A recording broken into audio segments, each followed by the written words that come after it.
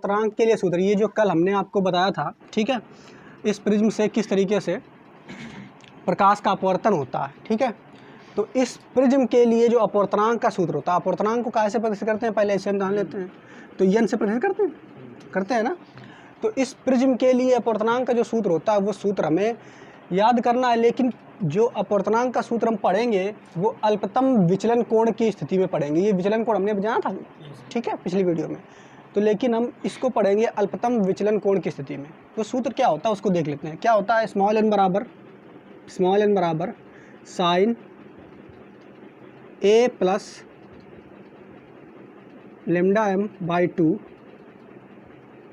और बटे sign A by 2। तो ये सूत्र बहुत ही इंपॉर्टेंट है इस चैप्टर का, और पेपर में इसका निगमन, इससे जुड़े हुए न्यूमेरिकल्स भी पूछे जाते हैं बहुत ज़्यादा, ठीक है। हाँ, तो इसमें पहले देखो, तो एन बराबर क्या होता है, sign A plus lambda M बटे 2 और पूरे बटे साइन ए बटे 2। जहाँ ए क्या है, ए तो आपको ये पता होगा, ये वाला प्रिज्म कोण है, ये वाला, ठीक है। इसे हम अपवर्तन, सॉरी, इसे इस कोण का नाम हमने ए दिया, ठीक है। इसके बाद ये लेमडा एम जो क्या है, ये तो आप जान ही चुके हो, अल्पतम विचलन कोण, ठीक है। इसी सूत्र का अब हमें निगमन करना है। बेटा बात समझ में आई कि नहीं? तो बस अब वही हम देखेंगे आज, ठीक। तो ठीक है, डी देते हैं, ठीक है। तो डी, तो एक त्रिभुज आप यहाँ पे देखो, इसका नाम हमने क्यू दिया है, ये वाला बिंदु का नाम क्यू है, ये आर है और ये डी हो गया। तो त्रिभुज इस तरफ आएंगे, त्रिभुज क्यू डी आर में, ये त्रिभुज जो आप देख रहे हो क्यू डी आर में, इसमें देखोगे क्या, ये दो कोण है, एक ये कोण आप देख रहे हो, एक ये कोण देख रहे हो और एक ये कोण देख रहे हो, तीन कोण है। और ये तीनों कोणों की अगर हम बात करें तो ये त्रिभुज के आंतरिक कोण है। बात समझना, ये कैसे हैं, त्रिभुज के आंतरिक कोण। और ये वाला जो कोण आप देख रहे हो त्रिभुज का बहिष्ठ कोण है, यानी बाहरी कोण है। जैसे हम देख लेते हैं, अगर एक ये त्रिभुज बना हुआ है इस तरीके से, ठीक है, ऐसे, और इसको हमने इस तरीके से बना दिया, तो ये मान लेते हैं ए बी और ये सी। तो ये आप त्रिभुज देखोगे तो आंतरिक कोण है, ये भी आंतरिक है, ये भी आंतरिक है, और ये त्रिभुज का कौन सा है, बहिष्ठ कोण। तो एक प्रमेय आपने 9th में पढ़ी होगी कि त्रिभुज का जो बहिष्ठ कोण होता है त्रिभुज के दो आंतरिक कोणों के योग के बराबर, पढ़ा है कि नहीं। यानी हम यहाँ पे कह सकते हैं, अगर इसका नाम दे दें यक्स, यक्स सी बी, यक्स कोण यक्स सी बी बराबर कोण ए, ये वाला कोण ए प्लस कोण बी। ये प्रमेय आपने 9th में पढ़ी होगी। क्या पढ़ी है कि किसी त्रिभुज का बहिष्ठ कोण जो होता है वो उस त्रिभुज के दो आंतरिक कोणों के योग के बराबर होता है। तो बिल्कुल यही प्रमेय का हम उपयोग करेंगे, ठीक है। बात समझ में आई कि नहीं। तो यहाँ पे हमने त्रिभुज कौन सा लिया है, तो त्रिभुज हमने लिया है क्यू डी आर, ठीक है। तो त्रिभुज क्यू डी आर में क्या लेंगे अब, इसमें एक त्रिभुज देखो, ये आपको दिख रहा है, अगर बात करें ये वाला एक बाहरी कोण है, दिख रहा है ना, ये बहिष्ठ कोण है।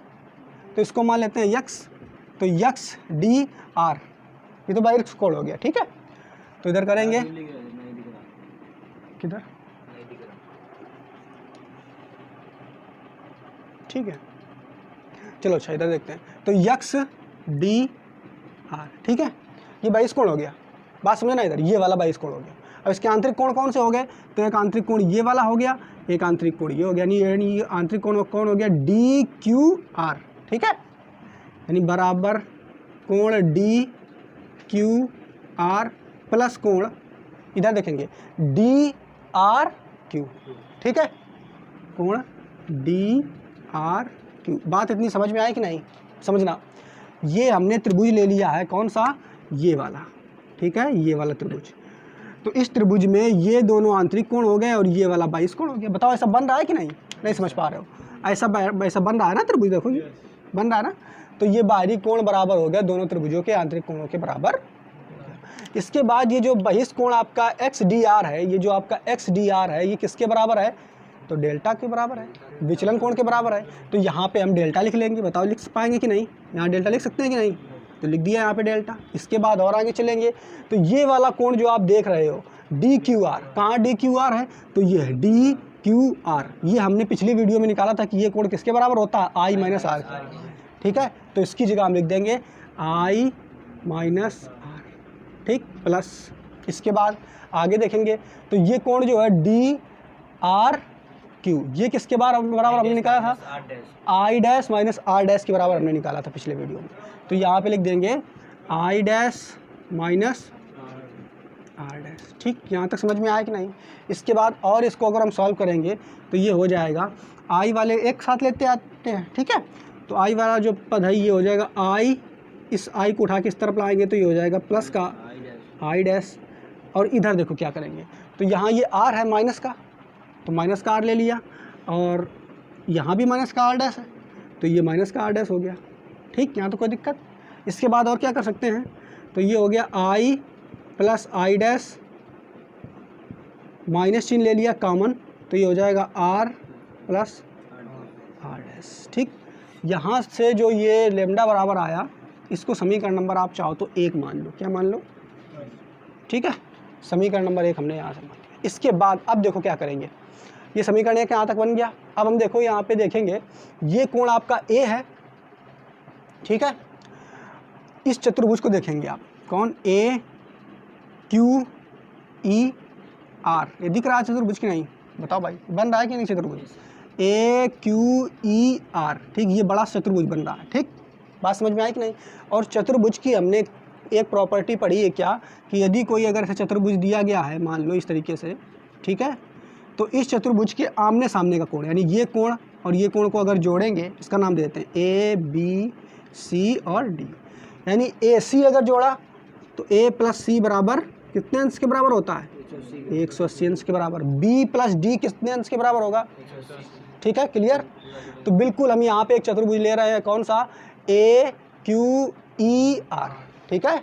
तो चतुर्भुज लेंगे अब, कौन सा, ए क्यू ई आर, ठीक है, इसमें हमने ले लिया। अब क्या करेंगे, ठीक है, चलो ठीक है, इसको देख लेते हैं, ए की ई आर में ले लिया, ठीक है। अब इसमें जब ले लिया तो इसमें ए प्लस ई, ठीक, क्या लेंगे बेटा, ए प्लस ई बराबर, ये कितने अंश के बराबर होगा, 180 अंश के बराबर होगा, ठीक है। ठीक है, तो कोण का मतलब हुआ, ठीक है, चलो लिख देते हैं, ए प्लस ई बराबर 180 अंश के बराबर हुआ, ठीक है। अब इसके बाद हम क्या देखेंगे, एक ये चतुर्भुज आप त्रिभुज दिख रहा है ये वाला, ठीक, इसको समीकरण नंबर आप चाहो तो 2 लिख लो, ठीक है, इसको समीकरण नंबर हम 2 लिख लेते हैं। क्लियर, यहाँ तक समझ में आया, कोई दिक्कत।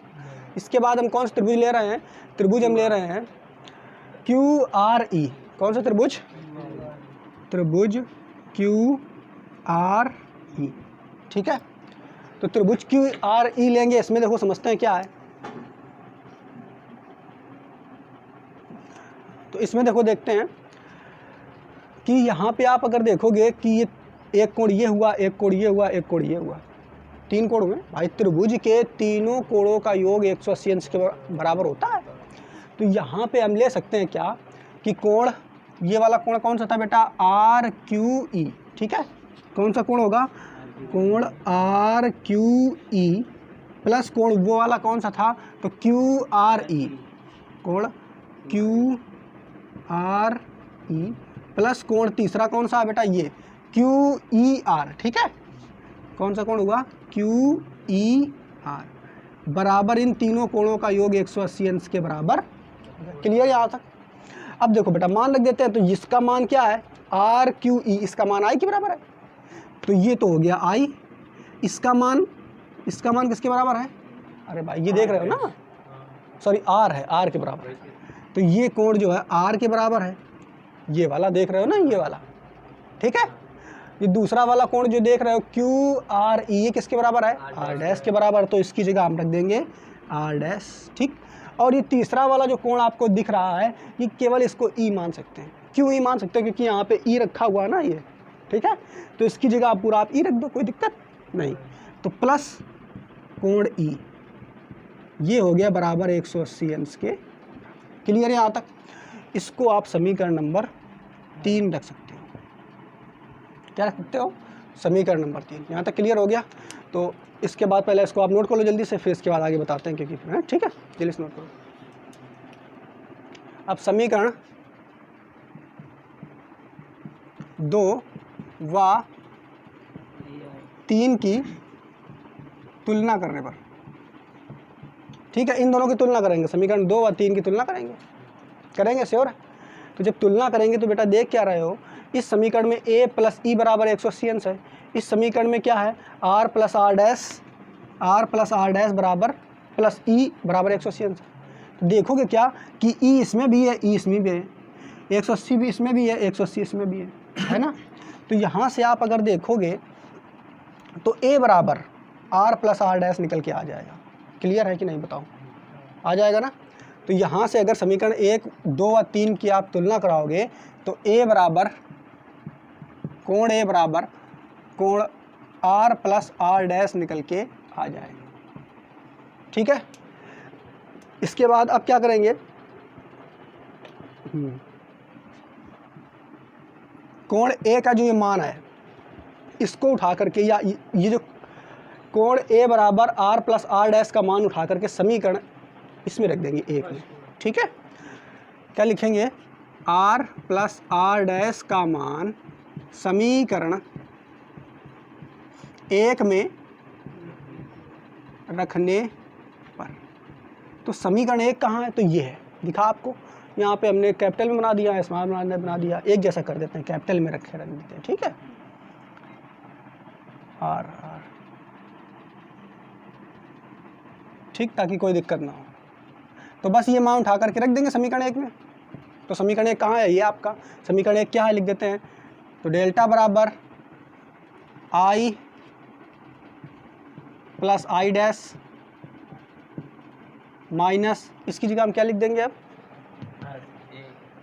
ए लिख देंगे, कोण ए, ठीक है। देखो कुछ इतना नोट करो पहले आप लोग। इसमें यहाँ पे हमने क्या किया, समीकरण 2 और 3 की तुलना कराई, ठीक है। 2 और 3 की तुलना कराने के बाद कोण ए बराबर r प्लस आर डैश आ गया। कैसे, ये तो हमने आपको बता दिया कि 2 में आप देखोगे तो ई है, 3 में भी ई है, 180 ये सब कट जाएगा, तो डेल ए बराबर r प्लस आर डैश आ जाएगा। बताओ श्योर है कि नहीं। तो इसलिए यहाँ से a बराबर आपका r प्लस आर डैश आ गया, ठीक। तो इस समीकरण को आपको याद रखना है, और वहाँ तक 3 बन गया, इस समीकरण को 4 लिख देंगे, ठीक है। इसके बाद फिर हम क्या करेंगे, r प्लस आर डैश का मान समीकरण 1 में रखने पर, ये जो कैपिटल में हमने लिख दिया है r प्लस आर डैश, इसका मान a निकल के आया है, इस समीकरण 1 में हम इसका मान रख देंगे, ठीक है। बात समझ पा रहे हो कि नहीं। तो जब इसमें रख देंगे बेटा, तो समीकरण 1 है क्या, डेल्टा बराबर i प्लस आई डैश, ठीक है। इधर देखो आप, तो माइनस, और ये आ गया ए, अरे भाई इसकी r प्लस आर डैश की जगह रख दिया, तो इसको समीकरण नंबर 5 मान लेंगे, और ये भी समीकरण आपका बहुत महत्वपूर्ण है। क्लियर यहाँ तक, ठीक।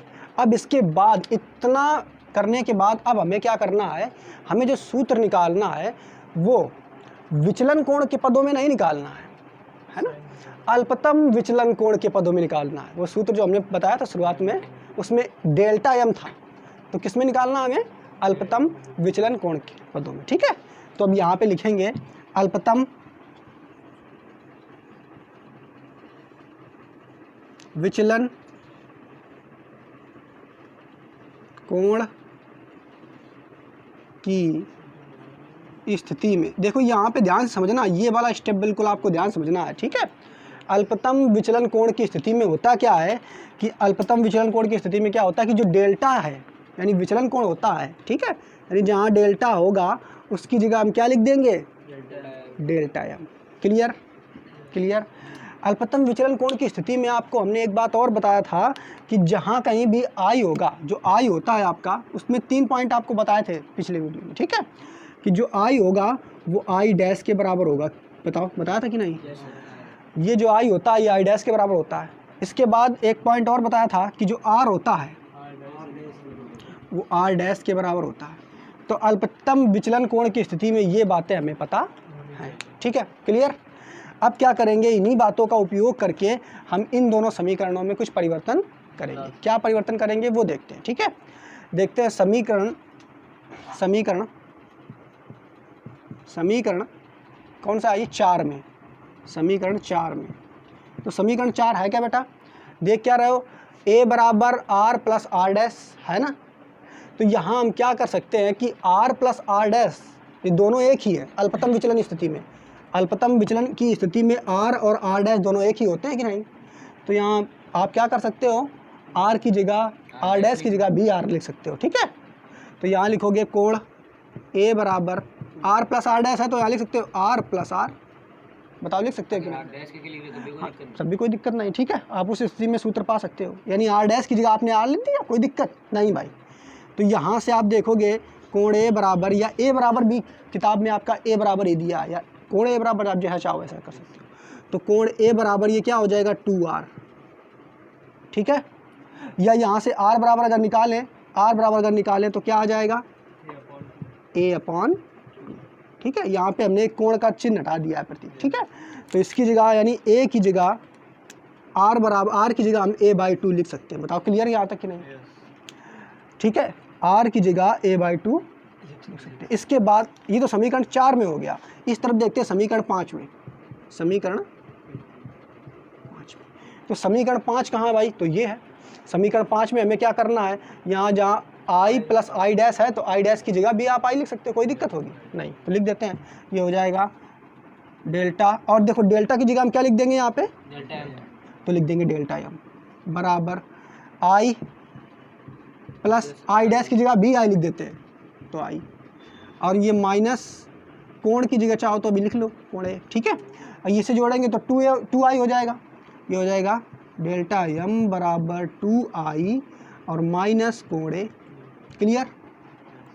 इसके बाद हम क्या कर सकते हैं, इस कोण को उठा के इस तरफ लाएंगे, ठीक है। तो ये हो जाएगा डेल्टा m प्लस ए, कोण हटा दिया हमने सुविधा के अनुसार, और ये हो जाएगा 2i। i का मान यहाँ से निकालेंगे बेटा तो क्या आ जाएगा, इधर लिख देते हैं, हाँ आ जाएगा डेल्टा m प्लस ए और पूरे के बटे 2। तो ये देखो यहाँ पे हमें दूसरी समीकरण भी मिल गई, क्लियर। बताओ यहाँ से देखो हमें r का मान मिल गया कि जहाँ कहीं भी हमें r लिखा होगा, ठीक है। ये स्मॉल r भी आप मान सकते हो इसे, ये स्मॉल r, ठीक है। r का जगह क्या लिख सकते हो आप a/2, i की जगह आप क्या लिख सकते हो delta m plus a/2, clear यहाँ तक, इस तरफ वाला बेटे, ठीक है। ठीक, तो यहाँ से आपने देख लिया क्या कि a बराबर r प्लस आर और a का मान यहाँ 2r आ गया, r की वैल्यू निकाली तो a/2 आ गया, ठीक है। और समीकरण 4 से हमने क्या किया, तो समीकरण 4 में हमने क्या किया, डेल्टा की जगह डेल्टा m रख दिया, i और प्लस आई डैश की जगह फिर हमने i रख दिया, अब माइनस a, इसको सॉल्व किया तो यहाँ से i बराबर डेल्टा m, ठीक है, प्लस a और पूरे के बटे 2। अब क्या करेंगे, हम स्नेल का नियम लगाएंगे, क्या करेंगे, स्नेल का नियम लगाएंगे। तो उससे देखते हैं स्नेल का नियम क्या है, ठीक है। तो स्नेल का नियम तो आप जानते ही हो क्या होता है, स्नेल का नियम क्या होता है भाई बताओ, साइन i बटे क्या होता है, अपवर्तनांक n बराबर साइन i और पूरे के बटे साइन r होता है। बताओ क्लियर है कि नहीं, यही तो होता है ना। अब देखो ये n है तो इसको n को ऐसे ही रखा रहने दो, i का मान आपने निकाला है, ठीक है। तो यहाँ पे लिखोगे i तथा r का मान रखने पर, तो देखो साइन i का मान क्या है, अभी निकाला इस तरफ आपने लेमडा m प्लस a और पूरे के बटे 2, ये साइन है, ठीक है। अब पूरे के बटे r क्या मान क्या है, तो वो a बटे 2 आया है, ये इस तरफ आया है ना a बटे 2, ठीक है। तो साइन a बटे, क्लियर। तो ये n बराबर जो फार्मूला आपका निकल के आ गया, क्या आ गया, n बराबर sine lambda m plus a बटे 2 और पूरे के बटे साइन a बटे 2, क्लियर यहाँ तक। तो ये मेन सूत्र है और इस सूत्र को आपको जरूर याद करके रखना है, इसमें बहुत न्यूमेरिकल लगेंगे और डायरेक्टली एग्जाम में भी पूछ लिया था, ठीक। तो सिद्ध कैसे हुआ ये आपको समझ में आ गया होगा, नहीं आया, ठीक। इसके अलावा यहाँ तक तो ठीक है, क्लियर है।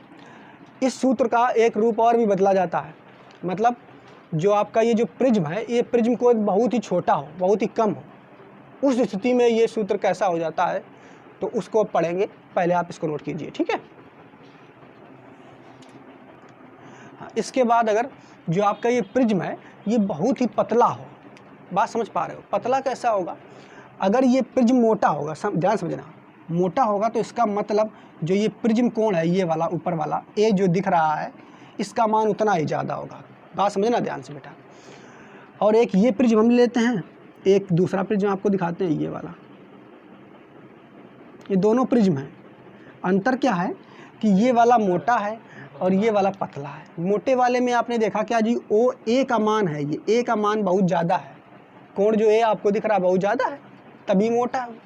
और ए का मान अगर बहुत बहुत कम होगा, क्या बेटा, और नीचे वाले में भी डिफरेंस होगा ना। हाँ, नीचे वाले में भी डिफरेंस होगा, ठीक है, लेकिन हमें देखना मेन है ऊपर वाले ये ए कोण को, ठीक है। तो ये पतला प्रिज्म है, ये पतला प्रिज्म है और ये मोटा प्रिज्म है, ठीक है। तो हम बता क्या रहे हैं बेटा कि यदि प्रिज्म जो है बहुत ही पतला हो, कैसा हो, बहुत ही पतला हो, अर्थात कोण जो ए हो लगभग 5 डिग्री के बराबर हो या 5 अंश के बराबर ही हो, बात समझना बच्चे। क्या बताया, यदि प्रिज्म बहुत ही पतला हो, अर्थात अगर पतला होगा तो प्रिज्म में कोण ए जो है उसका मान लगभग कितना होगा, 5 अंश के बराबर। और 5 अंश तो जानते हो कितना कम होता है, समझ पा रहे हो कि नहीं। तो जब ये लगभग 5 अंश के बराबर होगा तो प्रिज्म आपका पतला हो जाएगा, तो हाँ बिल्कुल पतला हो जाएगा, श्योर, ठीक है। तो जब प्रिज्म बहुत पतला हो जाए उस स्थिति में ये सूत्र किस हिसाब से इसके अपवर्तनांक आएगा वो हम देखेंगे, ठीक है, क्लियर। चलो अच्छा, तो उसे देखते हैं, इसे मिटा देते हैं।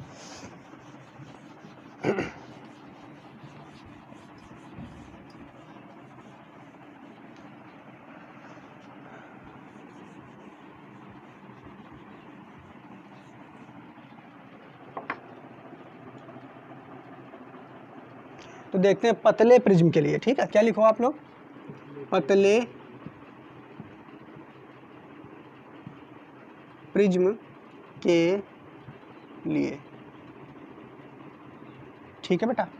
तो पतले प्रिज्म के लिए यहाँ पे आप देखो, जो ए होगा, कोण ए होगा आपका, वो लगभग 5 डिग्री के बराबर होगा। मतलब ये मान सकते हैं कि जो कोण ए होगा वो न्यूनतम होगा, बात समझ पा रहे हो, यानी ये कह सकते हैं कोण ए जो होगा वो सूक्ष्मतम होगा। कैसा होगा, सूक्ष्मतम, बिल्कुल ये बात आप याद करके रखो कि जो कोण ए होगा वो सूक्ष्मतम होगा,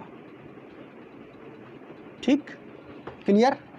अब अगर कोण ए सूक्ष्मतम है तो त्रिकोणमिति में एक बात आपको पढ़ाई गई है क्या, कि जैसे ये कोई अगर साइन थीटा है, ध्यान समझना बच्चे, ये साइन थीटा है, ठीक है, ये कॉस थीटा है, ये टेन थीटा, 3 चीज़ें हमने ले ली है, ठीक। अगर थीटा बहुत ही छोटा है, त्रिकोणमिति में आपको सीधा पढ़ाया जाता है कि थीटा अगर बहुत ही छोटा है तो साइन थीटा की जगह हम केवल थीटा लिख सकते हैं, ठीक। अगर नहीं पढ़ा तो आप सुन लो कि यदि आपको त्रिकोणमिति में ये पढ़ाया जाता है कि यदि ये कोण का मान बहुत ही न्यूनतम हो, कैसा हो बेटा, न्यूनतम हो, तो साइन थीटा की जगह हम थीटा लिख सकते हैं, कॉस थीटा की जगह भी थीटा लिख सकते हैं, और टेन थीटा की जगह भी थीटा लिख सकते हैं, बेटा बात समझना। या फिर ऐसा भी हो सकता है थीटा का मान बहुत कम हो तो थीटा की जगह उल्टा आप साइन थीटा लिख सकते हो, थीटा की जगह जैसा तुम्हें जरूरत पड़े, थीटा की जगह उल्टा आप कॉस थीटा लिख सकते हो, थीटा की जगह उल्टा आप टेन थीटा। क्लियर, इतनी बात क्लियर। क्या बात हमने बताया, यदि थीटा का मान बहुत ही छोटा हो तो sine theta, tan theta, cos theta, cosec theta कुछ भी हो उसकी जगह आप केवल थीटा लिख सकते हैं। यहाँ तक ये कॉन्सेप्ट क्लियर।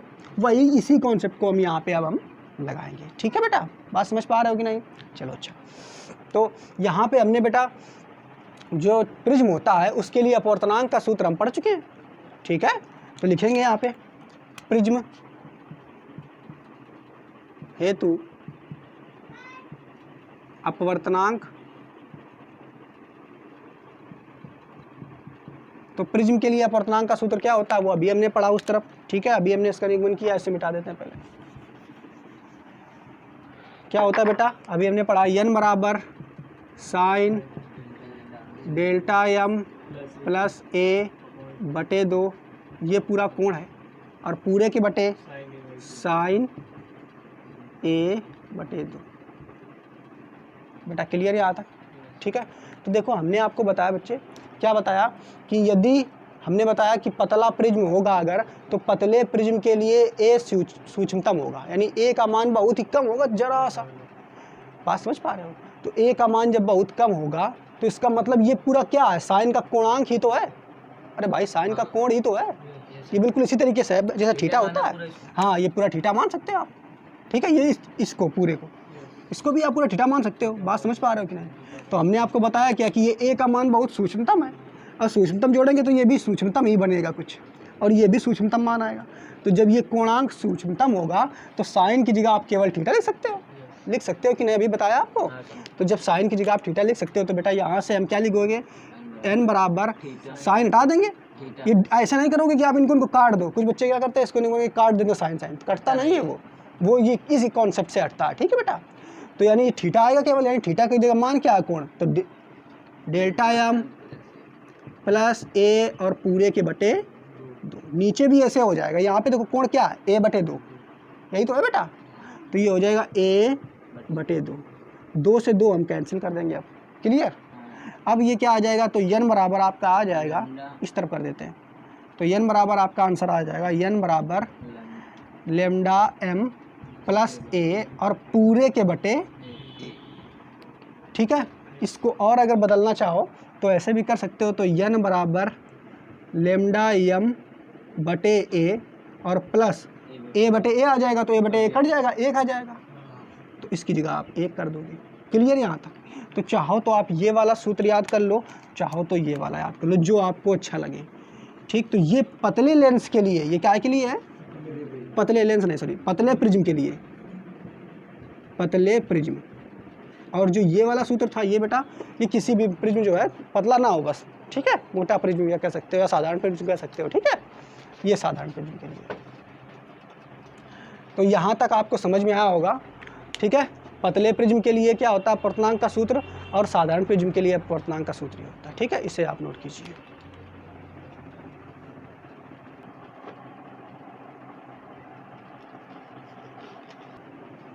सूर्य के श्वेत प्रकाश का प्रिज्म द्वारा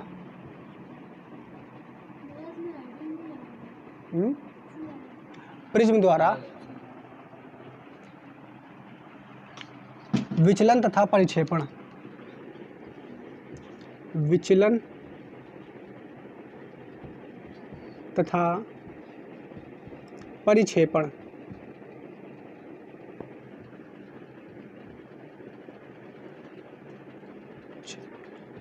ठीक है। तो ये हम पढ़ेंगे, क्या बेटा पढ़ना हमें, सूर्य के श्वेत प्रकाश द्वारा, ठीक है, प्रिज्म, सूर्य का जो श्वेत प्रकाश होता है तो प्रिज्म द्वारा विचलन तथा परिक्षेपण। अब पहले यहाँ पे 2 शब्द आए हैं, विचलन तथा परिक्षेपण, विचलन और एक परिक्षेपण, ठीक है। तो यहाँ पे हम क्या करेंगे, जो प्रिज्म होता है, यानी इसमें पढ़ाया क्या जाएगा कि जो प्रिज्म होता है उसमें जब श्वेत प्रकाश पड़ता है, ठीक, सूर्य का श्वेत प्रकाश तो आप जानते हो, हाँ, श्वेत प्रकाश को तो आप जानते हो क्या होता है, बताओ भाई। श्वेत प्रकाश का मतलब सूर्य प्रकाश से आ रहा है, सूर्य से प्रकाश आ रहा है, उसी को तो साधारण प्रकाश को श्वेत प्रकाश कहेंगे, ठीक। तो विचलन, पहली बात इसने कहा विचलन। विचलन का मतलब क्या हुआ कि जब इस प्रिज्म पे ये प्रकाश पड़ेगा तो वास्तव में ऐसे मान लो आ रहा है ये प्रकाश, ऐसे ऐसे तो आ रहा है इस प्रिज्म, ये मान लो आपका प्रिज्म है, ठीक। तो इसका रास्ता कौन सा है बताओ भाई, इसका रास्ता ये सीधा है, ऐसे जाना चाहिए, ठीक है। लेकिन होगा क्या कि जो ये प्रिज्म, जैसे ये प्रकाश प्रिज्म में पड़ेगा तो ये सीधा नहीं जाएगा, ठीक, ये अपने पथ से भटक जाएगा, अपने मार्ग से भटक जाएगा, और जब ये बाहर निकलेगा तो ऐसे निकलेगा, इस तरीके ऐसे बाहर निकलेगा, ठीक है। बात समझना, ऐसे निकलेगा। ऐसे क्यों निकलेगा इसको हमने बताया था, भी था पिछले वीडियो में, ठीक है, जब हम प्रिज्म द्वारा प्रकाश का अपवर्तन पढ़ रहे थे, उस वीडियो में पढ़ चुके हैं इसको, ठीक है। तो लेकिन इसमें क्या देख रहे हैं कि जैसे ही कोई श्वेत प्रकाश प्रिज्म से जाएगा तो अपने पथ से भ्रमित हो जाएगा। उसका पथ कौन सा था, ये था, लेकिन वो निकला कैसे, ऐसे, ठीक। तो वास्तव में आप देख क्या रहे, उसको जाना ऐसे था और मुड़ कितना गया, ऐसे मुड़ गया, ये इतने कुछ कोण से मुड़ा होगा कि नहीं। तो वास्तव में जो ये मुड़ा है, कितने कोण से भ्रमित हुआ है अपने रास्ते से, इसी को हम क्या कहेंगे, विचलन, यानी विचलित हो गया अपने मार्ग से। उसका मार्ग कौन था, ये वाला, लेकिन निकला कहाँ से, इधर से, ठीक। विचलन तो हम समझ गए। इसके बाद ये है परिक्षेपण, ठीक। इसके वीडियो फिर से हम बताएंगे अच्छे से और इसकी डिटेल में पढ़ेंगे इसके बारे में, ठीक है। लेकिन आज पहले समझ लो। इसके बाद हमने परिक्षेपण पढ़ा। परिक्षेपण क्या होता है बेटा? तो जब श्वेत प्रकाश यहाँ पे पड़ेगा, ये श्वेत प्रकाश है, ठीक। तो हमें पता है कि श्वेत प्रकाश जब प्रकाश जाएगा और ये प्रकाश जब बाहर निकलेगा इस प्रिज्म से, तो वो 7 रंगों में विभक्त होकर के निकलेगा। कितने रंगों में? 7 रंगों में विभक्त होकर के निकलेगा। क्लियर है कि नहीं? यानी प्रिज्म से जब गुजरने के पश्चात आपका श्वेत प्रकाश बाहर निकलेगा तो वो 7 रंगों में विभक्त होकर के निकलेगा। और प्रकाश की यह घटना कि वह अपने 7 रंगों में विभक्त हो जाए, उसे हम क्या कहते हैं? वर्ण विक्षेपण। वर्ण विक्षेपण या फिर परिक्षेपण, ठीक है। इसे हम वर्ण विक्षेपण भी कहते हैं, ठीक है। या फिर दूसरा नाम इसका क्या है? परिक्षेपण। तो आप भ्रमित नहीं होगे कि परिक्षेपण क्या होता है, ठीक है। तो परिक्षेपण और वर्ण विक्षेपण दोनों एक ही चीज़ें हैं। क्लियर? ठीक है।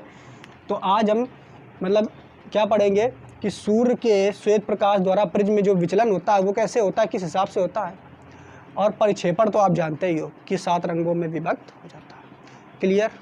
इसमें देखो एक चीज़ आपको बताना है, वो ये कि हम ये देखेंगे कि जैसे श्वेत प्रकाश निकलेगा, श्वेत प्रकाश जब ये अपने 7 रंगों में विभक्त होकर के निकलेगा तो कौन सी किरण, आप से जानते हो आप विबग्योर के हिसाब से चलता है ना?